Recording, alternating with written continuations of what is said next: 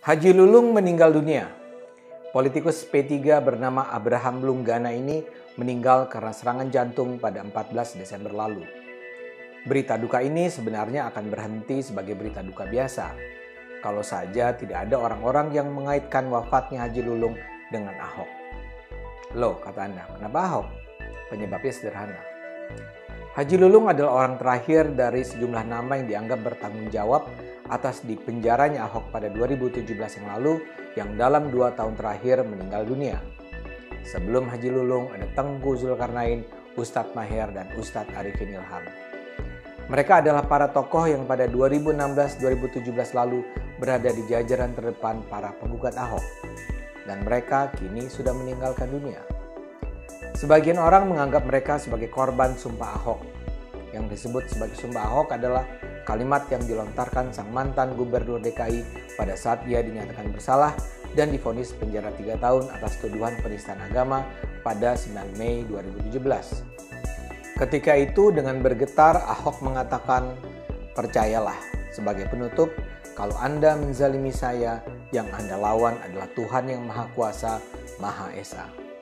Saya akan buktikan satu persatu dipermalukan. Terima kasih," katanya. Bagi para pendukung Ahok, kalimat-kalimat itu akan terus dikenang. Meninggalnya Lulung dianggap sebagai bukti terbaru kesaktian sumpah Ahok. Hubungan Ahok dan Lulung memang sangat buruk. Saat masih menjabat sebagai Wakil Ketua DPRD DKI, Haji Lulung memang dikenal sering berkonflik dengan Ahok. Dia pernah menyebut Ahok psikopat dan menuduh kebijakan yang dilakukan Ahok adalah semata-mata pencitraan. Ada banyak kasus yang menyebabkan perseteruan antara keduanya, dari soal banjir, penertiban kota, lurah beragama Kristen, dan sebagainya. Perang kata antar keduanya sering terdengar. Salah satu konflik terbesar mereka adalah ketika pemerintah DKI berencana menata pasar Tanah Abang. Lulung memang dikenal sebagai pengusaha yang menguasai lahan parkir di kawasan itu. Lulung murka ketika Ahok sempat berujar bahwa sulitnya penertiban Tanah Abang disebabkan adanya preman yang menjadi backing para pedagang liar di sana. Lulung nampaknya menganggap pernyataan itu ditujukan padanya. Ahok sebenarnya membantah pernah merilis pernyataan semacam itu. Tapi Lulung nampaknya sudah kepalang tersinggung mengingat dia memang penguasa informal di Tanah Abang. Lulung juga pernah marah pada Ahok karena Ahok menuding Lulung tak pantas jadi anggota DPRD mengingat tak paham peraturan daerah yang dirancang dan disahkannya sendiri. Sebaliknya, Lulung juga menuduh Ahok tak pantas jadi gubernur. Seperti saya katakan di awal, hubungan mereka seperti tak terjembatani. Dan kini ketika Lulung meninggal dunia, orang pun teringat pada sumpah Ahok. Ada netizen yang bahkan meminta Ahok untuk menyudahi sumpahnya agar tidak ada lagi korban baru berjatuhan. Yang menarik, Ahok sendiri bersikap dengan sangat bijaksana.